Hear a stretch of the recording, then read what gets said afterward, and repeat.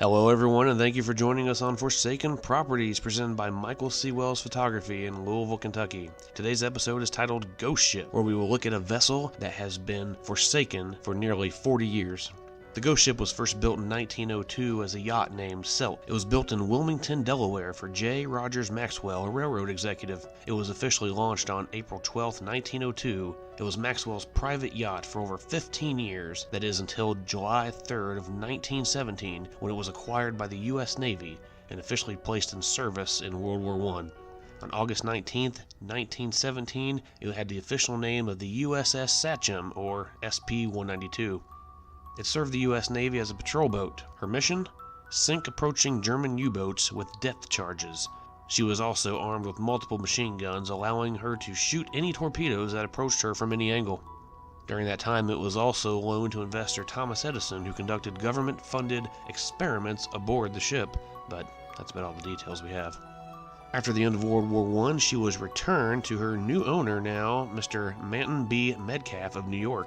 Metcalf later sold the ship to Philadelphia banker Ronald L. Taylor, who would later sell it to Jake Martin of New York in 1932 for the price of, get this, $2. You're going to see why that's so important here later on.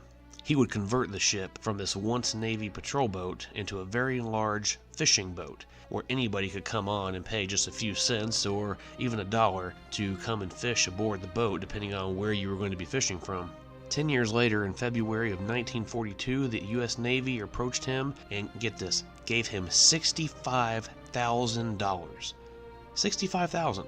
A ship that he bought for $2, has people fish off of daily, and now the Navy wants to borrow it for $65,000. The Navy converted the boat back into a patrol boat, this time calling it the USS Finnegate, I think I'm pronouncing that correctly, or PYC-25.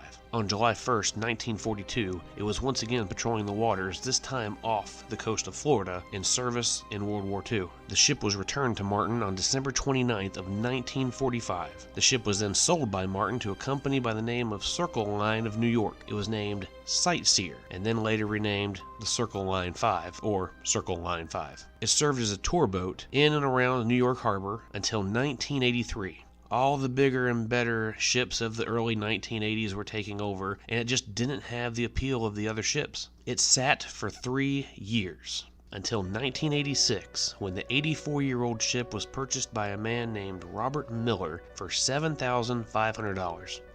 They just don't make things like they used to, I guess. It took him 10 days to make the ship seaworthy from all the decay over the last 3 years. During that 10-day period, a limousine pulled up alongside the vessel, and out popped none other than Madonna herself. A portion of the ship can be seen in Madonna's music video titled Papa Don't Preach.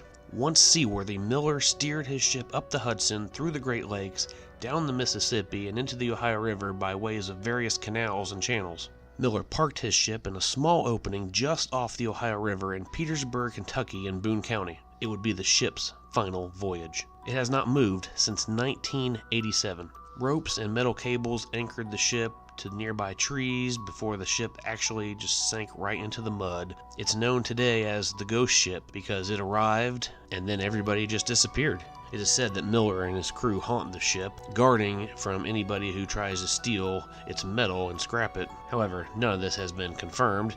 It has not even been confirmed that Miller himself has passed away, none less the crew.